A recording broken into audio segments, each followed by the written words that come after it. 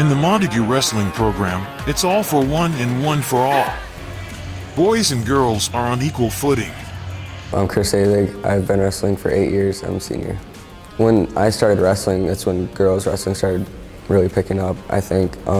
So it didn't really surprise me. I've always been, I had been wrestling against and with girls at that time, so I guess, yeah, it just didn't really surprise me that was gonna happen. It's really cool to see how we support each other. Within the team, we have our own friendly competitions and the girls normally win, but every weekend when we split up, like last week, girls were in Hastings and we were at home and we both took second and we were bragging it up to them that we finally took a trophy home and they had shots fired back too. So it's just really cool to see that we're competing and pushing each other to our limits and having success as a team. And then on Wednesdays, we're all cheering for each other too, and it's nice to see. My name's Thommen. I'm a senior and I've been wrestling for 7 years, I think now. When I first heard about the girls program, I really didn't think much of it because Emma and Natalie Bassett had already been wrestling with us through middle school, so it really wasn't that different. It's really just one big culture. You know, we're just one big team. At practice, it's not like the guys and the girls, it's just one team together. Boys have their meets, girls have their meets, and sometimes they compete against each other. But with Montague, it's all one team, and the Wildcats rally for each other, regardless of gender. My name's Andrew Nold. I've been coaching at Montague for 9 seasons now. The past 4 seasons have been with girls team, a sanctioned girls team. The culture in Montague is awesome. There's really a strive for perfection, a strive to be better the next day than they were the day before. All I really want to do is just make sure these guys leave their time with me knowing that they're better than when they started.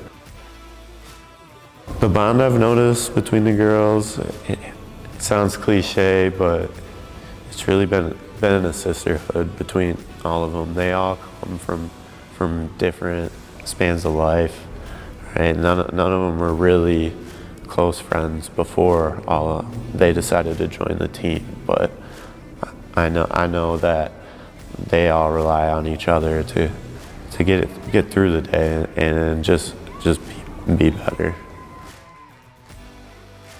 My name's Ava Pelton. I'm a junior and I've been wrestling for about 3 years now.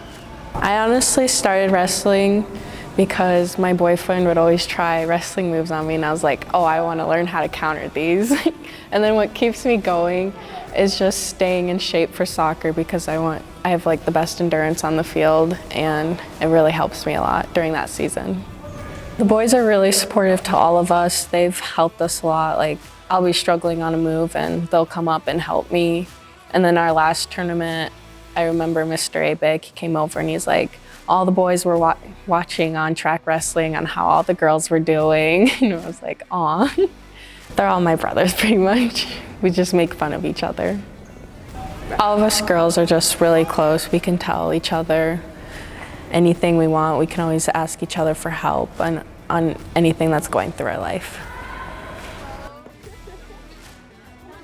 I'm Zaniya Meza. I'm a freshman and I've been wrestling for around 5 years. Being with the team is really fun. Like the team's really close, so just like being with other people that are really close just makes like wrestling practice enjoyable. They support us and they watch us like at the Lady Wildcats. They would like all come up around the mats and cheer for us, and it just feels good when they're on the side cheering, knowing that like they're really good. It's like you want to like makes you work harder. I think that's the neat thing about wrestling, is you do become a family, and these kids will talk to each other for the next 10 years. I mean, I got friends that I wrestled with that live 30 minutes away, and some live in North Carolina, but we talk. I mean, it's those guys that I'm closest with. It's not my football buddies or whatnot that I thought at the time.